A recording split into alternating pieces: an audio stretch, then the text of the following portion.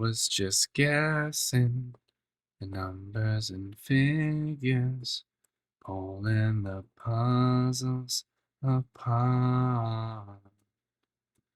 Questions of science, science and progress, do not speak as loud as my heart.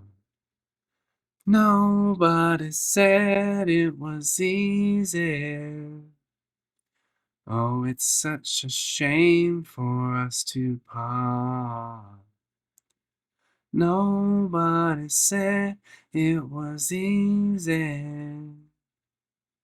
No one ever said it would be this hard. Oh, take me back to the start. Another rhythm in my head. Tapping.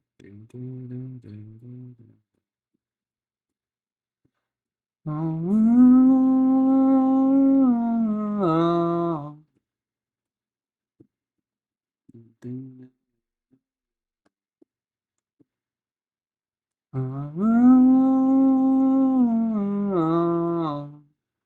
and then I'd have to switch mics and put my guitar to the side while people were clapping. It's a really interesting transition. Okay, so let's jump into the TED Talk. Sorry, it's nothing really. I had been a father for 3 weeks. My wife, Felicia, was nursing our son, Hezekiah. I grabbed my guitar and started playing The Scientist. Our life was a hurricane. Long hours at Ethicon to get ready for paternity leave, moving into our first house, and 43 hours of labor to finally hold our first child. Nobody said it was easy, and nobody said it would be this hard. And there's just something about her seeing me sing to my son that moved her. Oh, I look up from my guitar, and she's got the biggest smile and tears of joy.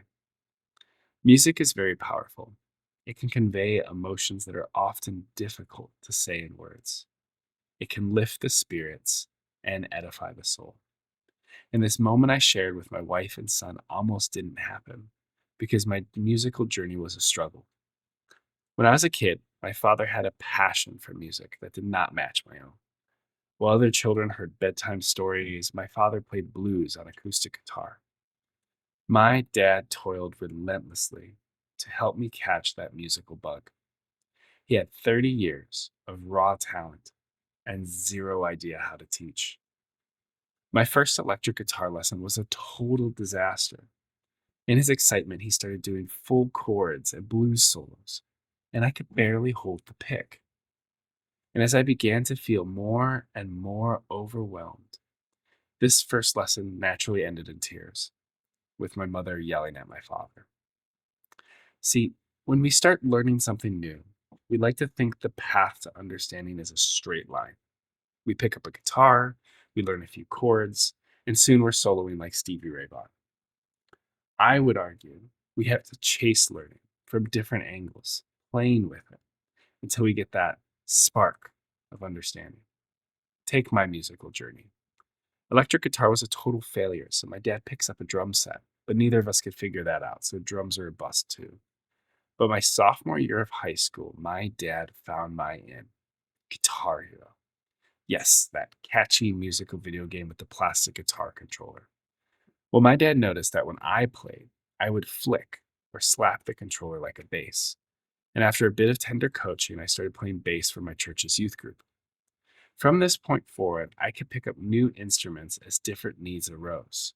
Vocals to lead worship in high school, acoustic guitar to serve churches in Japan after college, drums to teach high schoolers to play on worship team, electric guitar for my first TED Talk. And I had a cool visual that showed the time to competency just decreasing to zero. It's got a nice applause there too, which was unexpected. I love how knowledge transfers in unexpected ways. It took 6 years of dabbling around music until I found the bass and reached a level of competency. And I got faster from instrument to instrument. It's crazy. These learnings have even transferred to my work at Ethicon. So this next part, I think I'll show you really quick. Because I had a video of surgical footage, and they're like, you can't show that because it's bloody. And I had the whole speaker team was like advocating, like, you guys invented this technology. Of course, you're going to show this video. But they wanted me to like warn viewers, like, so what I'm about to show you is raw surgical footage. So if this stuff grosses you out, like, look away right now. And then I'd click it. And it's this awesome. I still have the video. Let's see if it works. And then I'll read my line.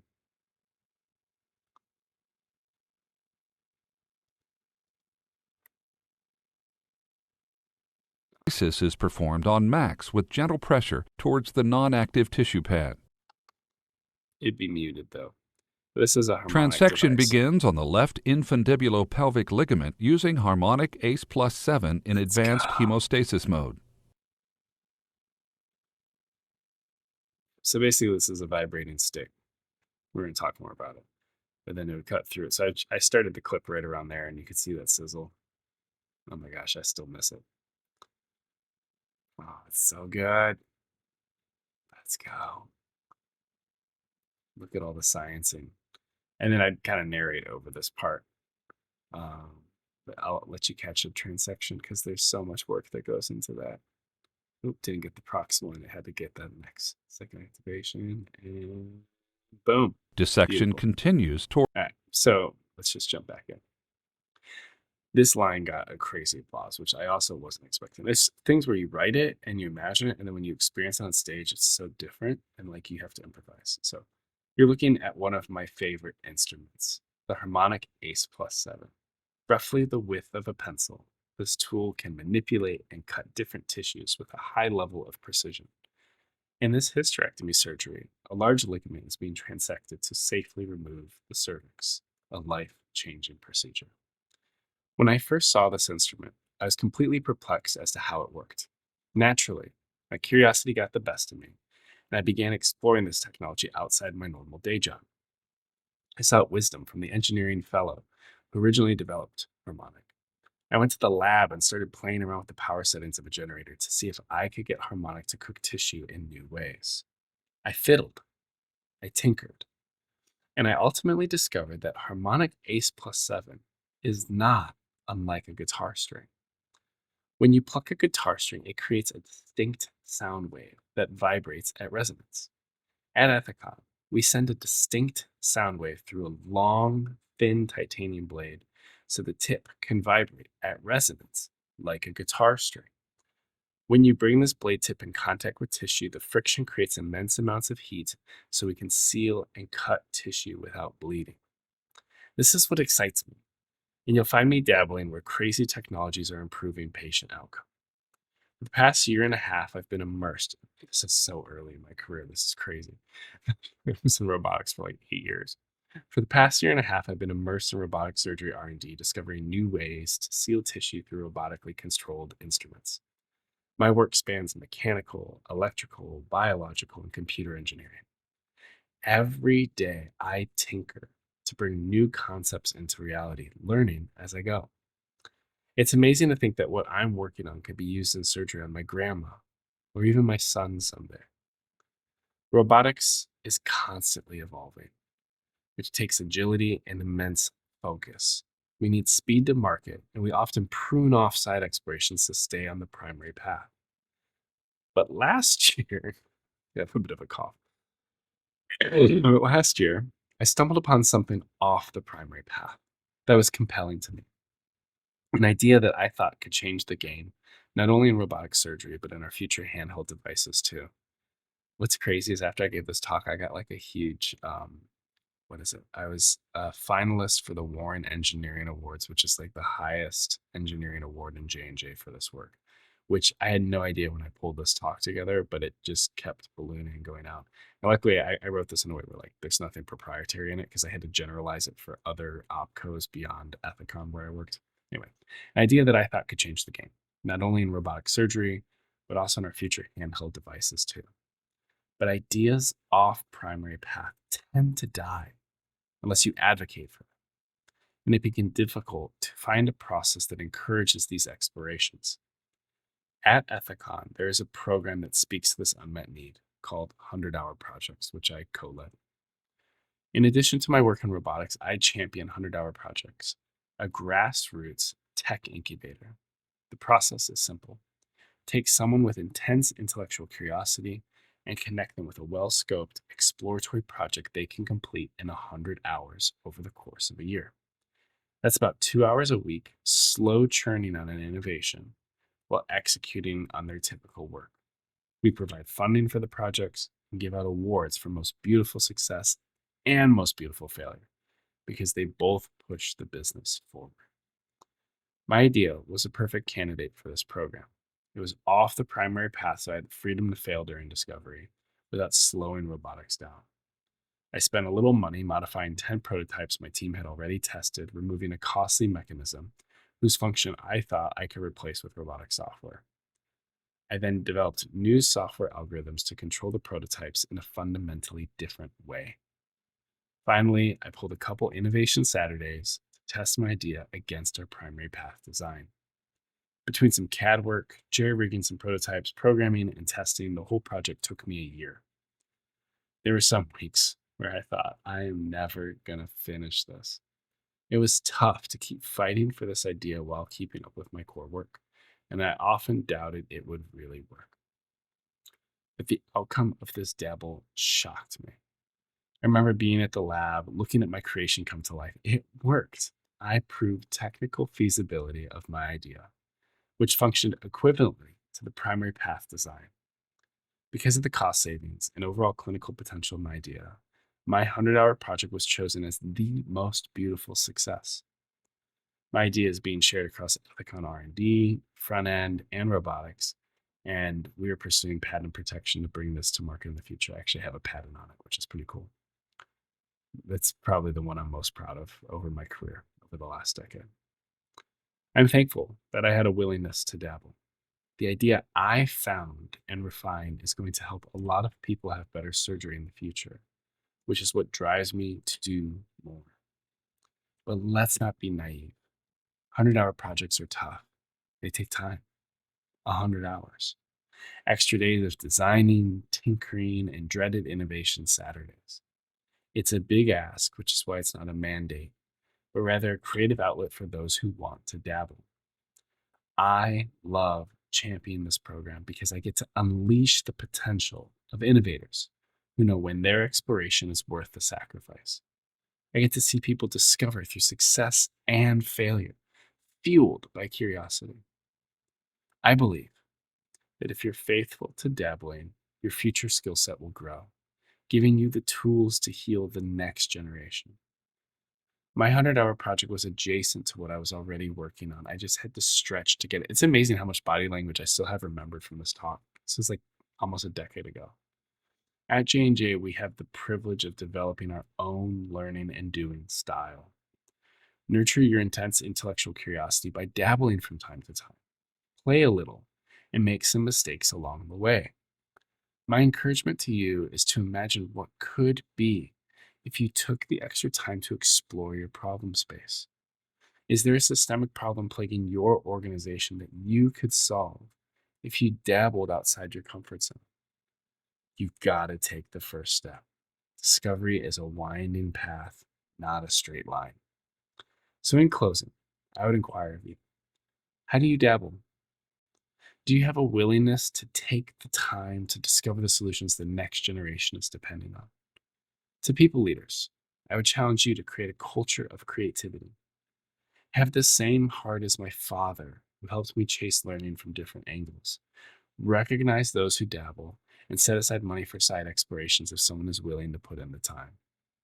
It's all about baby steps, exploring little by little, learning from mistakes, and having fun along the way. At J&J, we need to have boldness in how we solve big problems.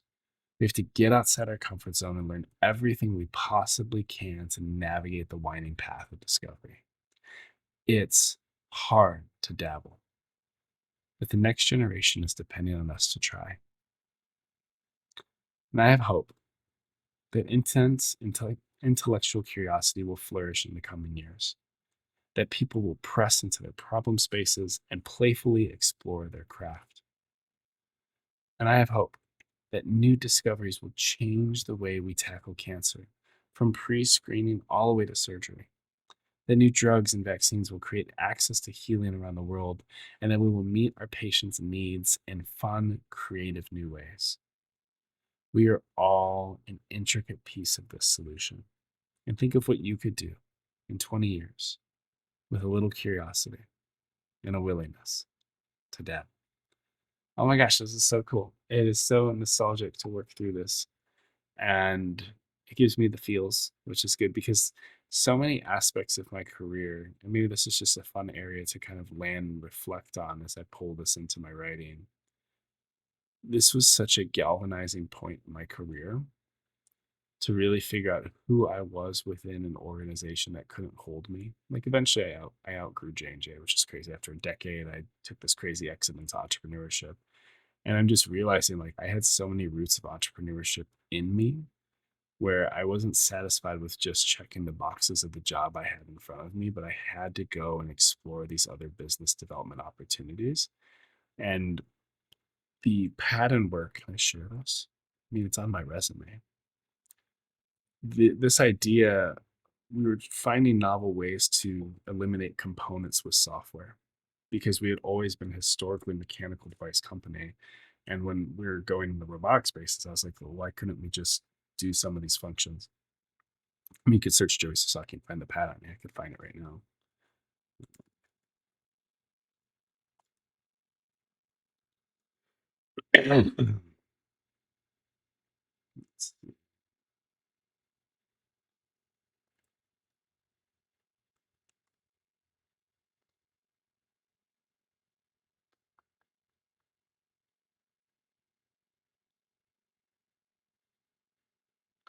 Let's see if I can find it real quick.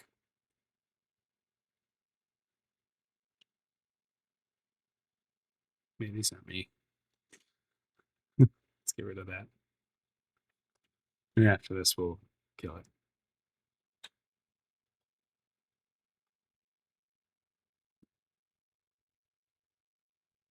Let's have training.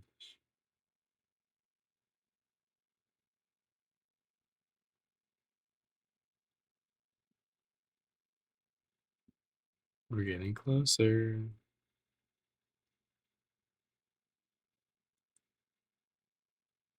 Ah, there we go. These two.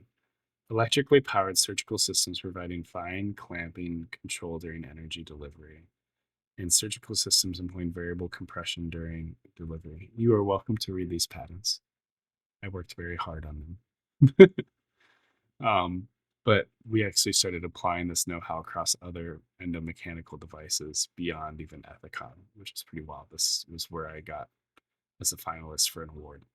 Anyway, friend, if you're enjoying this series, here we'll start with that. If you're enjoying this series, there's more. So if you just go to my channel, you can see how rough it starts at 119 days out. This is like 114, 113, I don't even know. And if you want to hang out with me and see where this talk actually lands, I'll be doing a workshop on hitting zero and embracing this art of public failure and entrepreneurship. I'll be doing the keynote on innovation from the margins, and then something else special for people that join through my affiliate link. I haven't figured it out yet if it'll be a fun or a mastermind or something kind of cool. But appreciate you, friends. Keep changing the world, and I will see you on the next one.